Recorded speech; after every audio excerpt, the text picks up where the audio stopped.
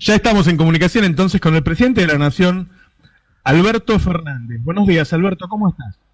¿Qué tal, Roberto? ¿Cómo estamos? ¿Bien? Bien, bien, muy bien. ¿Cómo Bueno, va todo? comentábamos con mis compañeras y compañeros, estamos con Fernando Siveira, con Jimena Fuertes, con tu amigo Pesqui, que te imita todos los días. Quiero Este, escucharlo, Pesquimitar, me gusta eso. Cuando quieras saludarlo al presidente Pesqui. Hola, ¿qué tal? ¿Qué tal? Buen día. Porque es una forma de hablar conmigo mismo. Eso me suena divertido. Que hoy tenemos una Bueno, agenda muy variada.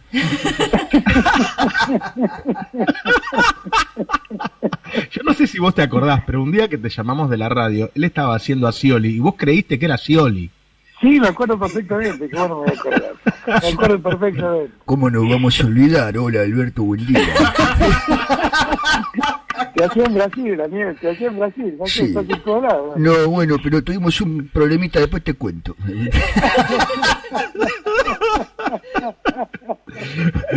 Bueno, me alegro que hoy estés de mejor humor. Ayer se te veía muy preocupado y quiero hacerte una pregunta directa sobre el punto central que a mí me pareció que hubo en la charla de ayer, en donde vos decís, guarda, porque cada 24 días se está duplicando la cantidad de fallecimientos.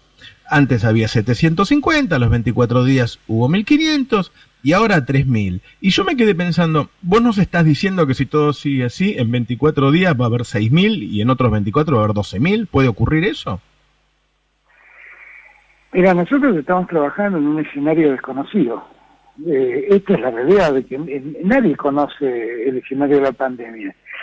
Tenemos alguna ventaja mirando experiencias de otros lados, y sobre esa base fue que dictamos la cuarentena temprana, y la cuarentena temprana dio buenos resultados en el sentido de que nos dio tiempo a reorganizar camas, conseguir respiradores, todo lo que necesitamos para equiparnos, para soportar este momento, que es el momento más duro. Y eso salió muy bien. La verdad es que eso, mirá, solamente un ejemplo. Si nosotros no hubiéramos hecho eso, hoy la provincia de Buenos Aires estaría saturada, absolutamente saturada, porque tenía 900 y pico de camas de terapia intensiva y hoy está usando 1100. Claro. Hoy habría gente a los que en la provincia de Buenos Aires le dirían no te puedo atender. Sí. Y nosotros sabíamos que cuando eso pasó en distintos lugares de Europa, la cantidad de muertos se duplicó. Entonces, ¿por qué piensan ustedes que tenemos la misma cantidad de infectados y la 10ª parte de muertos de Francia?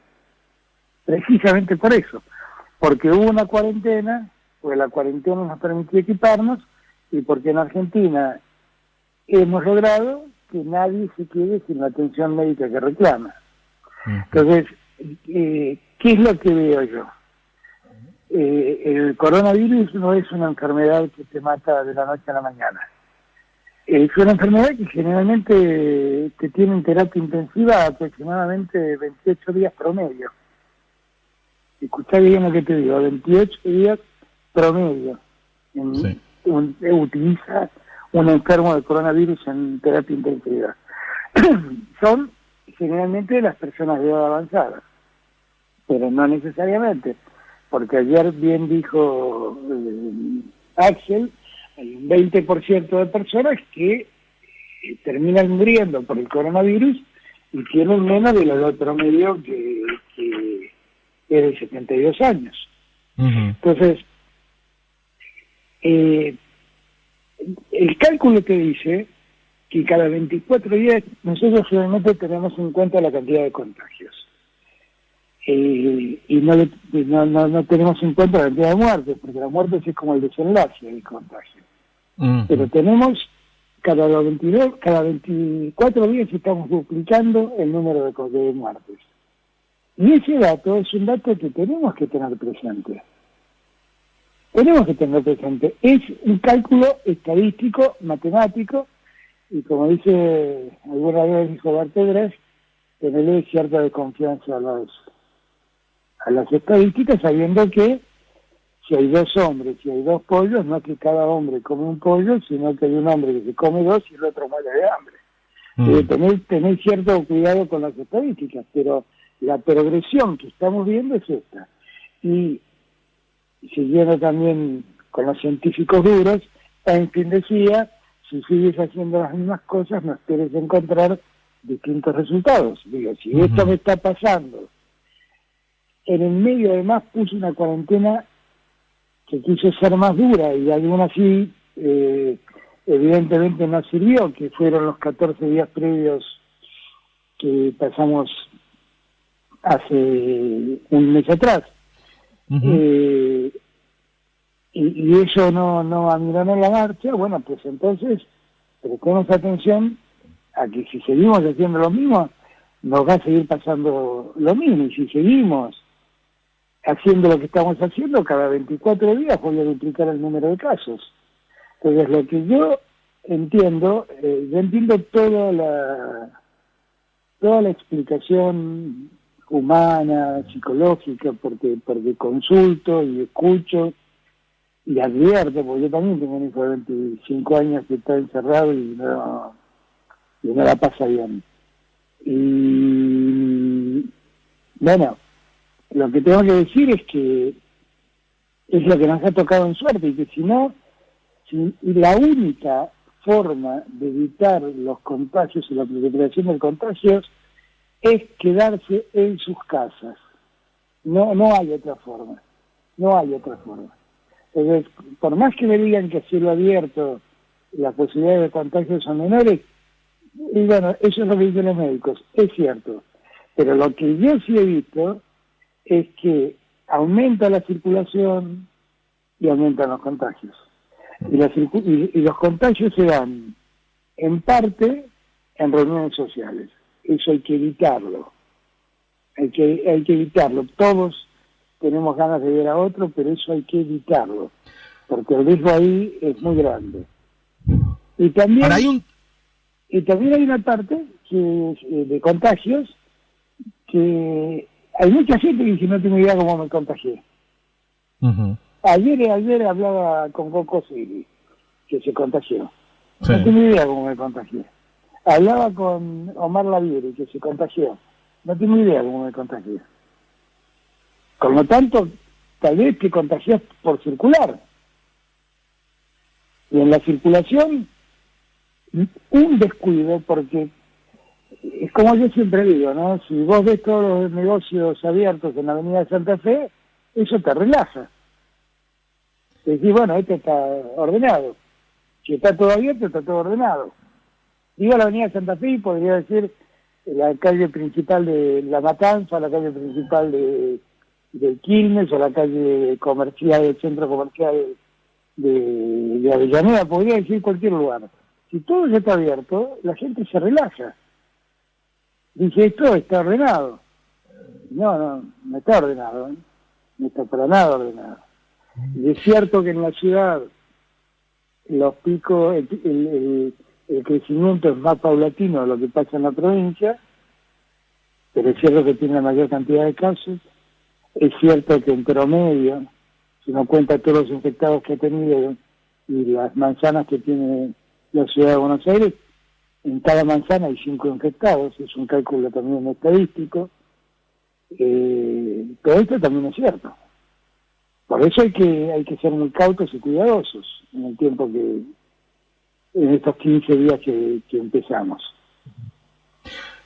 Ayer se notaba una diferencia, me dio la impresión de que Rodríguez Larreta estaba como un poco más confiado, que había una diferencia entre el mensaje tuyo y el de Larreta, más allá del buen diálogo que tienen, y me pregunto si esa diferencia de un dirigente más preocupado y el otro más confiado no confunde un poco a la población.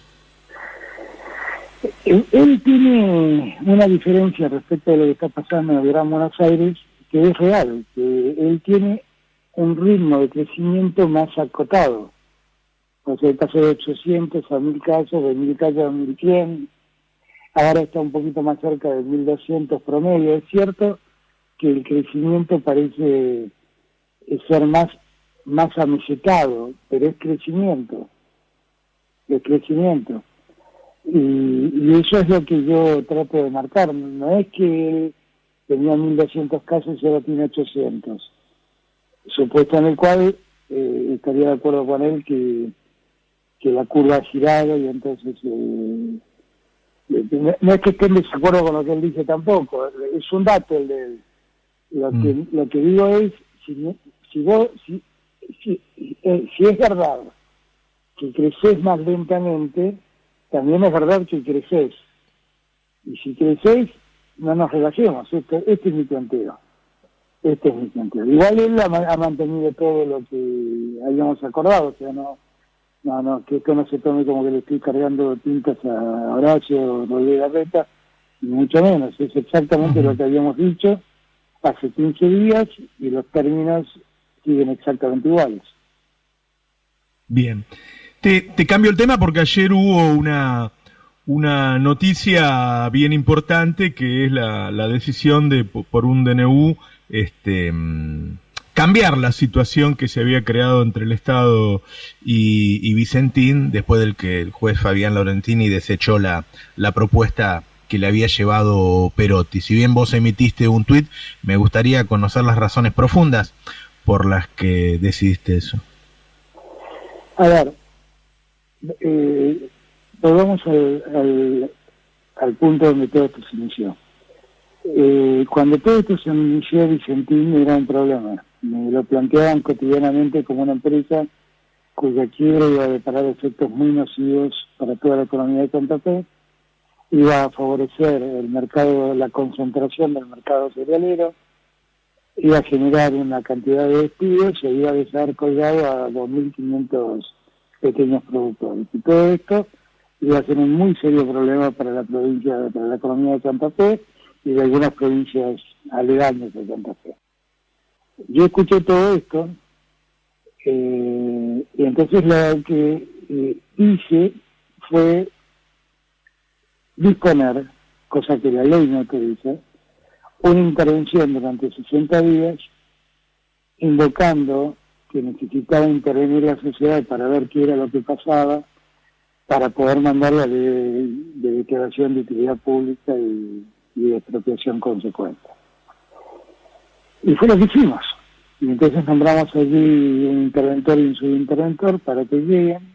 Llegaron, estuvieron una semana, fueron con un equipo muy grande de la CIGEN. La CIGEN logró copiar todos los libros de la sociedad. Necesitábamos esos 60 días para poder estimar exactamente con toda claridad cuál es el conflicto económico de Vicentín, y porque Vicentín es cierto que es una empresa, Vicentín es así, que es la sociedad cerealera, pero también hay un entramado de sociedades impresionante que había que desenmarañar y ver qué vínculo tenían entre sí todas las sociedades. Uh-huh. Al cabo de una semana, el juez de Conquista echó por tierra el DNU, no lo declaró inconstitucional, pero hizo algo muy raro. Dijo, no voy a hablar de su inconstitucionalidad, pero voy a hacer cuenta que no existe.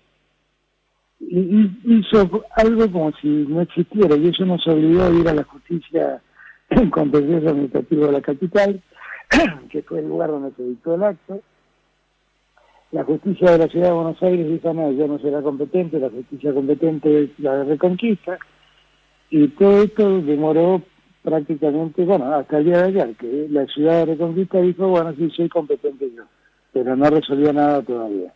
Ahí se iniciaría un proceso donde teníamos que demostrar las causas de por qué hicimos todo esto, pero en el medio nosotros no pudimos hasta acá conocer qué pasa en Vicentín. Y los datos que tenemos de los saqueadores son todos preocupantes. Los datos que vienen del Banco Nación son muy preocupantes. Los datos que vienen de la UIF son muy preocupantes. Los datos que tenemos del Discovery, para que la gente lo entienda, el Discovery, Vicentín tiene un 30 y tanto % de su deuda en manos extranjeras. donde el principal acreedor es la Corporación Financiera Internacional, el Banco Mundial. Los datos que me llegan del Discovery presentado en Nueva York es que el Discovery avanza y allí se está investigando la fuga de dinero legalmente de parte de los directivos de Vicentín. Todos los datos empiezan a ser altamente preocupantes. Y los 60 días que me había tomado para poder intervenir y ver qué posible solución podíamos encarar, se me fueron, y todos los datos que tengo son que más o menos hoy en día los activos de Vicentín cubren 1/3 de la deuda de Vicentín.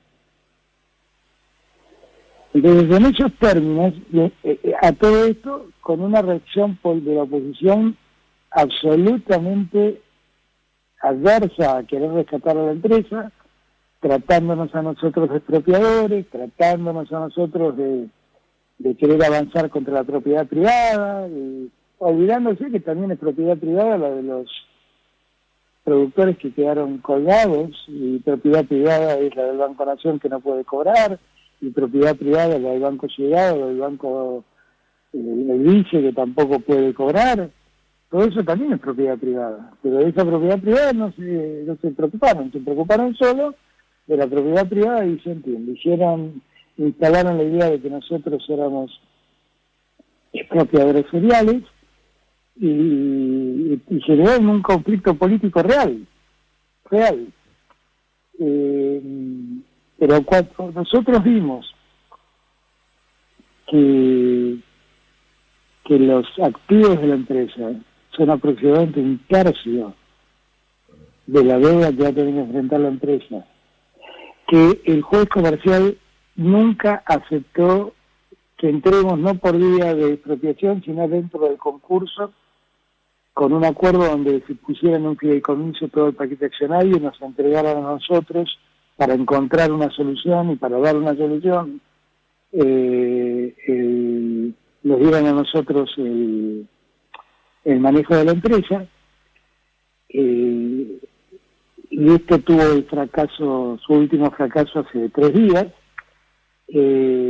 Nosotros decíamos, miren, nosotros en verdad queríamos rescatar a una empresa, no queríamos rescatar a los directivos de una empresa. Para rescatar a los directivos de la empresa tuvo el gobierno anterior. Nosotros no queremos hacer eso. Nosotros lo que queríamos era rescatar una empresa que consideramos era estratégicamente importante para salvaguardar a los productores, para salvaguardar los puestos de trabajo, y para que el Estado pueda tener una referencia dentro de ese mercado, que es un mercado muy importante, y para evitar que el mercado de exportación de cereales se concentre aún más en Argentina. Pero eso no lo estábamos consiguiendo de este modo. Claramente no. Y lo que todo indicaba era que íbamos a terminar nosotros metidos en una empresa, la verdad, salvándole las patas a los ¿Hola? Estoy acá, salvándole las patas a los accionistas y a los directivos de la empresa. Uh-huh. Y la verdad, lo último que queremos es eso. Si todos ellos están querellados judicialmente, cuestionados penalmente, eso es lo que quiso hacer el gobierno anterior, no es lo que quiero hacer yo. Ahora, vos hablaste en la presentación... Así es, termino con esto, así es. Sí. El plan de negocio que nosotros teníamos tenía un condimento central, que era YPF Agro. YPF Agro es una unidad de negocios de YPF que vende fertilizantes y combustibles a los productores agropecuarios, y ahí sí están echando un ruido de algún teléfono, pareciera. YPF Agro vende combustibles y fertilizantes a productores agropecuarios, y ellos le pagan con semillas, con cereales. Y esos cereales después se venden a las exportadoras. Y ese negocio se ha desarrollado mucho en YPF Agro. y es una buena sinergia entre el productor agropecuario e YPF.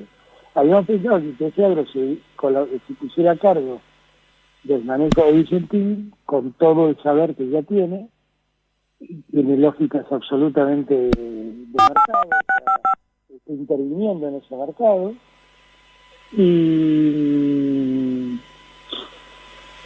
la idea era esa. Bueno, la conclusión que uno saca es que para hacer eso, tal vez mejor opción sea que YPF Agro se convierta en una sociedad autónoma, desarrolle su operación como la venía haciendo y nos permita lograr el mismo objetivo, que es tener una empresa de referencia del Estado en el sector cerealero.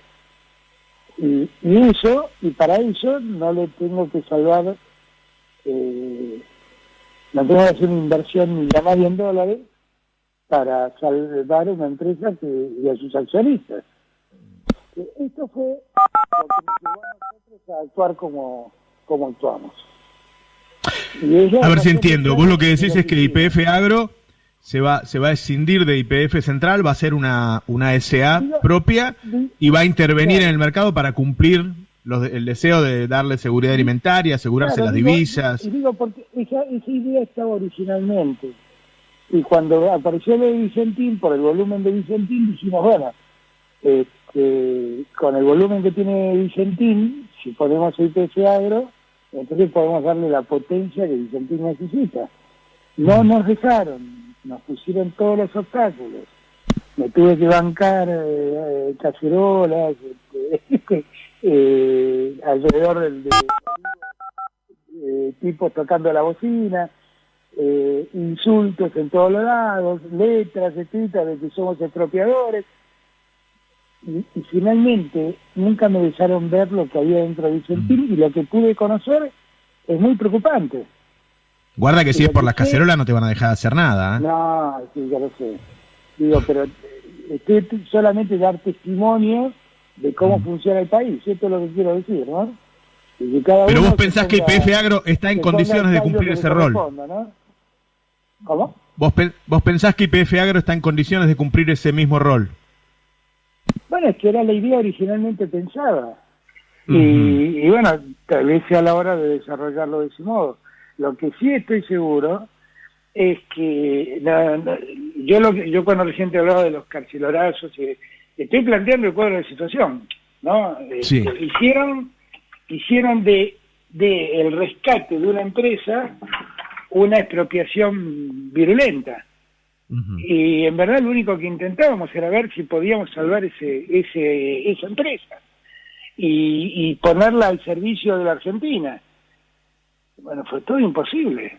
Fue porque cuando yo comento todo lo que pasó, todo eso yo siento que también influyó sobre la justicia. Claro. Y siento que el juez también se quedó frente a todo lo que estaba viendo. Porque el juez es un juez de Reconquista, con toda la influencia que en Reconquista ejerce Vicentín. Yo creo que todo eso ha pasado, por eso lo cuento. Y bueno, el resultado es que ahora no sé para dónde van a correr ellos. Yo ya tomé una decisión. Miren, yo estatizar deudas privadas, no. Que yo rescatar una empresa para que le sirva al Estado argentino, sí. Estatizar deudas privadas, no. Avalar con la presencia del Estado un eventual desfalco de una empresa, no. Salvar accionistas, no. La plata del Estado no está para salvar accionistas ni para salvar directivos. Está para hacer un proyecto. Bueno, está claro, yo en algún momento dije, yo no medí adecuadamente, porque como desde Vicentín hasta el gobernador de Santa Fe, y el gobernador de Santa Fe con la mejor intención, obviamente, me planteaban el conflicto vicentín, yo pensé que el conflicto vicentín estaba mucho más asumido en la sociedad santafesina, y me di cuenta que no era así, que al contrario, que el peso de Vicentín en Reconquista es enorme, y bueno, de allí los fallos judiciales que obtuvieron. Bien. No, te decía que lo que salió a la luz acá es que hay un mercado ahí en donde hay triangulación, en donde hay evasión, en donde algo hay que hacer. Definitivamente, yo por eso digo, no, y es un mercado que va a adquirir mucha importancia, mucha trascendencia en el futuro. Y para que todos se entiendan, ¿no? Nosotros no tenemos un problema con los actores privados del negocio cerealero. Lo que tenemos es alguna cautela, por decirlo de algún modo, de ver cómo eso evoluciona por todas estas cosas que estás diciendo. Y tener una empresa de referencia nos permite a nosotros ver dónde están donde se hacen, entre comillas, las picardías. Claro. ¿Cuándo vas a anunciar ese paquete de medidas? Paquete es una palabra que quedó media mal de los 90, pero ese conjunto de 50 o 60 medidas de impulso a la economía. Eso ya está todo listo. Yo lo que pasa es que pedí que Guado, Culfas y Martín Guzmán hablen con los gobernadores para ver, de tratar de que ese plan tenga un mejor impacto regionalmente. A ver qué necesita cada región del país para poder ser como más preciso en las medidas y ayudarlos y presentar el plan con una serie de normas generales y después de normas de región por región. Y en ese punto estamos, por eso lo estamos devorando. Pero viste cómo funciona este país, ¿no? Que durante semanas estuvieron diciendo, hablan solo de la cuarentena, salgan de la cuarentena, se enamoraron de la cuarentena, y entonces presentamos un proyecto de ley de reforma judicial, pero ¿cómo van a plantear este tema en el medio de la cuarentena? Dicen. Yo ya me veo que cuando presentemos las medidas económicas me van a decir lo mismo. Pero ¿cómo presentan un plan de medidas económicas en el medio de la cuarentena, en el medio de la pandemia? O sea, es todo muy difícil en este país, todo muy difícil. Yo lo explico así, que el que me escucha que entienda, lo explico de este modo para que definamos bien el escenario en el que estamos, porque si no podemos equivocarnos. Ayer Axel dijo algo que tiene mucha razón, ¿no? Cae la economía nuestra por culpa de la cuarentena, cae la economía del mundo y es por culpa de la pandemia. Se nota mucho lo que hacen. Y el problema es que hay mucha gente que honestamente ingenuamente cree en lo que le están escribiendo.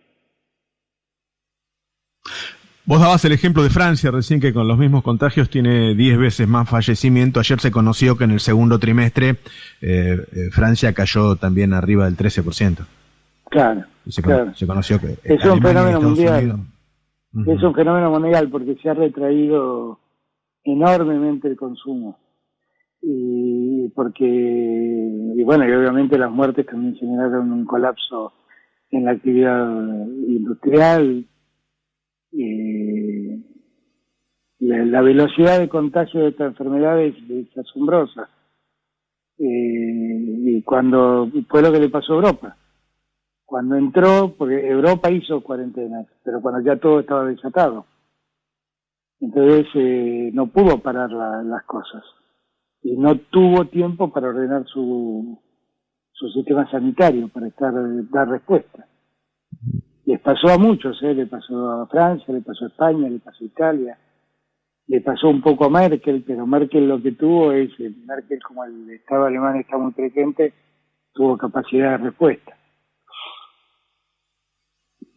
Está la información de que la aceptación a la última propuesta de la deuda alcanza el 35%. ¿Es así? Y en todo caso, ¿cómo se sale de esa situación? Porque el Estado ya mejoró mucho su propuesta. Sí, nosotros igual seguimos hablando con todos y vamos a seguir trabajando para ver si podemos lograr mejores resultados. Ahí tenemos una posición muy dura de algunos fondos, incomprensiblemente dura, tercamente dura, que bueno, ellos ya saben que la nuestra fue la última oferta, que no podemos hacer más esfuerzos y que espero que lo comprendan. Espero que comprendan que ni siquiera les estamos pidiendo que pierdan, estamos pidiendo que ganen un poco menos. Así que espero que lo entiendan. Y vamos a seguir trabajando en los días que vienen para ver si logramos el acuerdo. No sé cuál es el porcentaje real de aceptación, porque eso tiene mucho de especulación, Roberto. Son números muy especulativos. Eso no sé exactamente cuál es el número de aceptación que tiene. Bien. Te paso para que te haga un detalle también para algunos, ¿no? ¿Sí? Cuando nos ponen en esos casos el ejemplo de Ecuador y dicen, no, pero miren, Ecuador ya arregló y nosotros seguimos dando vueltas con la simplificación que hacen en Argentina. Ecuador renegoció con tasas de 5 puntos más o menos en un mundo que paga 0.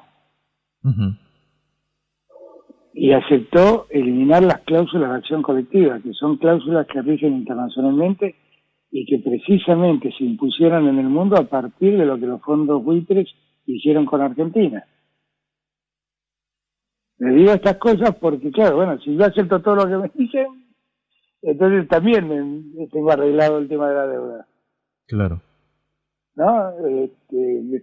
Yo cuento estas cosas porque las repiten, las escucho, ¿no? Miren el caso de Ecuador, qué sé yo. Por eso es que las marco, simplemente. Hay un punto si yo hubiera aceptado todo lo que me piden los acreedores, yo hubiera cerrado el acuerdo. ¿Hay un punto de exigencia en donde es preferible no arreglar que aceptar eso? Y sí, porque si el punto de exigencia es que yo le haga padecer más cosas a los argentinos que ya padecen mucho, eso es un dilema ético que yo no tengo, porque sé lo que la ética me manda a hacer. Si el acuerdo supone que los argentinos se posterguen más, yo no lo voy a hacer.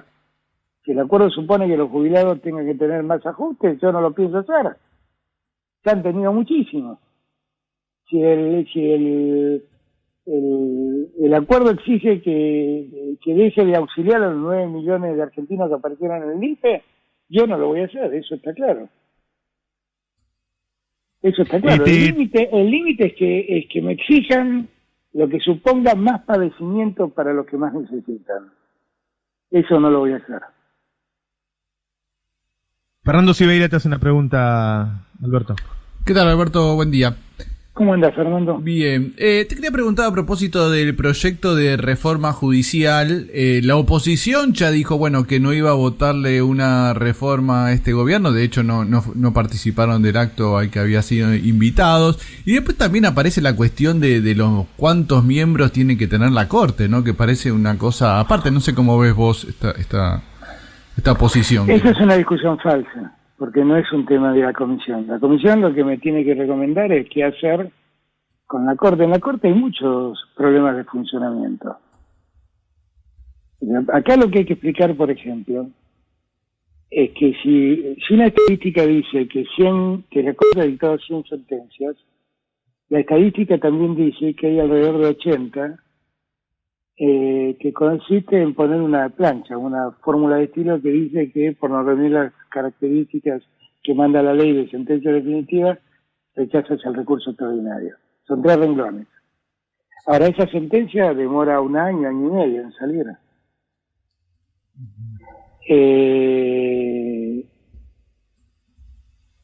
Hay muchas cosas en la Corte que deben revisarse. Por ejemplo, la Corte tiene la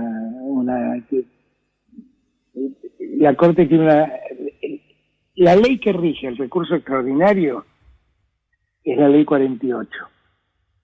Piensen ustedes que ya superamos las 27.000 leyes. ¿Se dan cuenta de cuándo es la ley 48? Es del siglo XIX.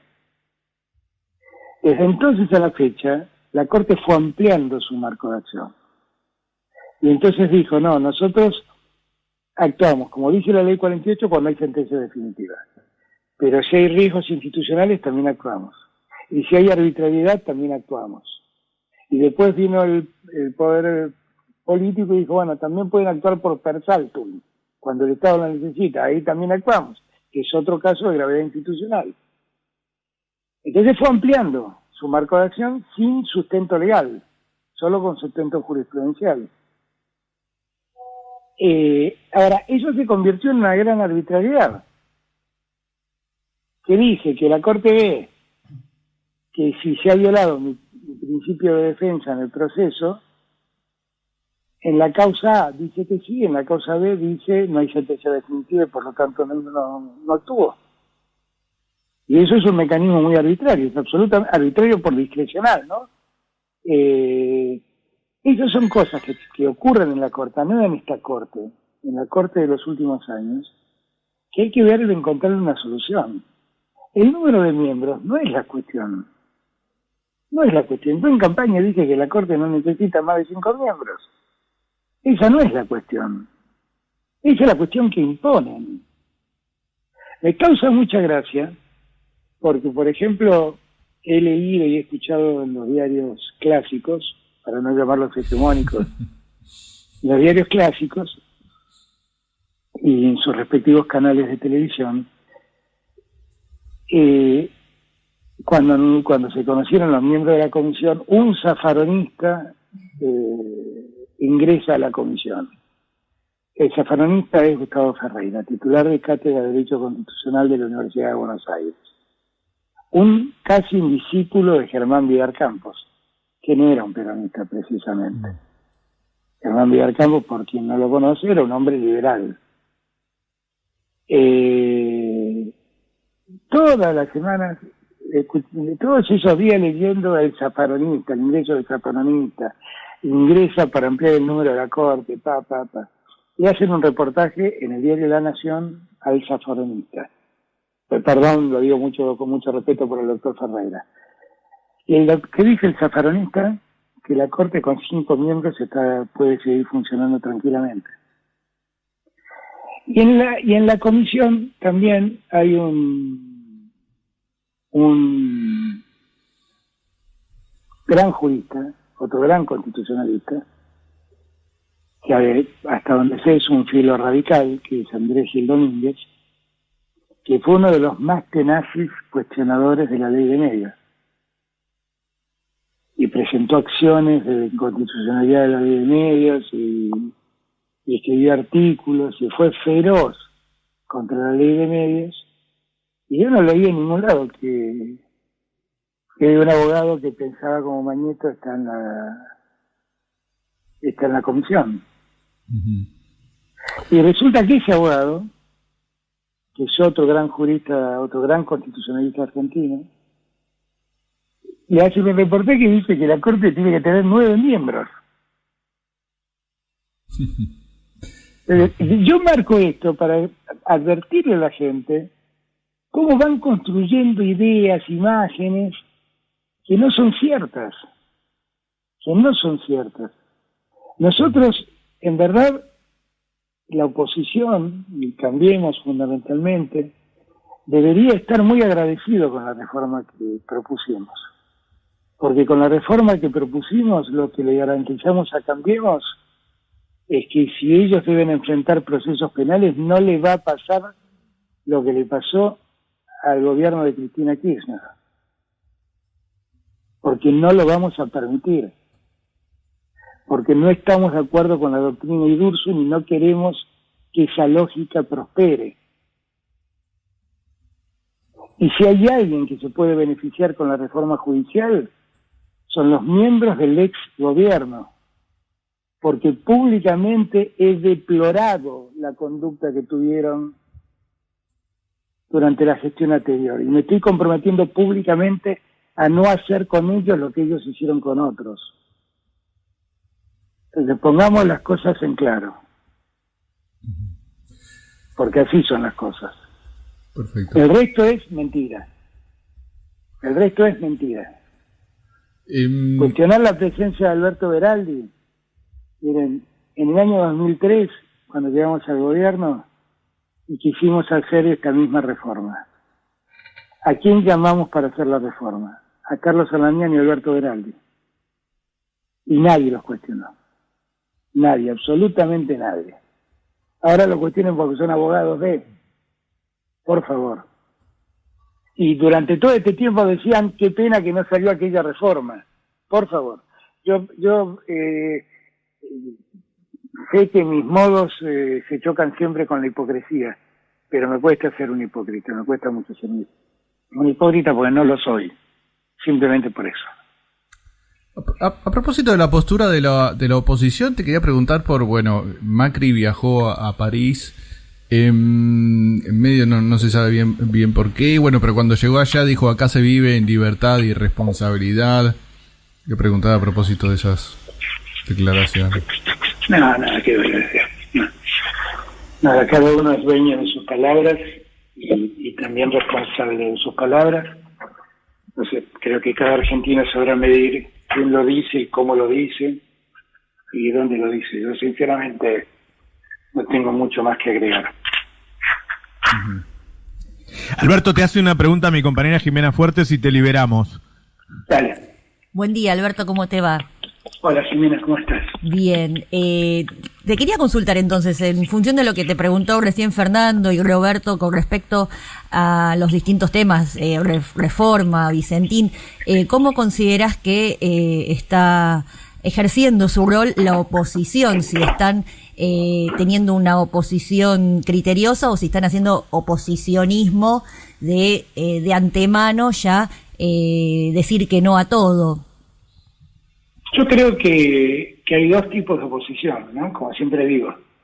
Una oposición que gobierna, con la que uno logra un mejor nivel de entendimiento porque todos vemos la gravedad que heredamos, todos vemos la situación de crisis que recibimos, y entonces todos ahí nos mancomunamos en tratar de hacer el esfuerzo en favor de la gente. Los que gobernamos pareciera que no tenemos tantas diferencias conceptuales, tenemos diferencias ideológicas, eso claramente, pero sobre el presente no tenemos tantas diferencias conceptuales. Después están los que están en Twitter, como digo yo, ¿no? Y ahí los que están en Twitter son los que arman cacerolazos, los que le hicieron creer a la gente que Vicentín era un acto de expropiación, que después íbamos por sus casas, por sus departamentos, por sus campos, en fin, y son realmente los que frustran la salida argentina. Esa es la verdad. Yo espero que en algún momento eso pare. Eso pare, es lo que más espero. Pero no. Si vos me preguntás si tengo mucha esperanza de que eso ocurra, la verdad que no. Pero sería bueno que reflexionen, que adviertan el país que dejaron, ¿no? Yo escucho hablar de algunos que dicen, pero lo que pasa en Argentina es que falta un plan. En su momento presentaron un plan que no lo pudieron sostener ni 10 minutos. Y la verdad es que yo, a partir de esas experiencias, mucho en los planes no creo. ¿Para qué voy a mentirles? Yo aprendí con Kirchner que más que tener un plan hay que tener objetivos y lograrlos. Y que la vida política es dinámica, y que la vida misma es dinámica. Y que por lo tanto esto de apegarse a un plan y decir, hacemos esto, hay que lograr objetivos. Eso es lo que hay que hacer. Y sí tener claro cuáles son los objetivos. Y nosotros tenemos claro que tenemos el objetivo de desendeudarnos, de acumular reservas, de tener un dólar competitivo para que los exportadores puedan exportar y traer más dólares, de volver al equilibrio fiscal, de lograr un superávit comercial tan pronto podamos.